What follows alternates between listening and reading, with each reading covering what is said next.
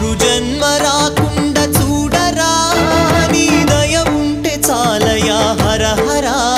నీ దయ ఉంటే చాలురా ఈశ్వరా నీ దయ ఉంటే చాలు పరమేశ్వరా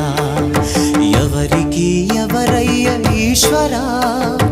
ఎవరుంటేనేమయ్య ఈశ్వరా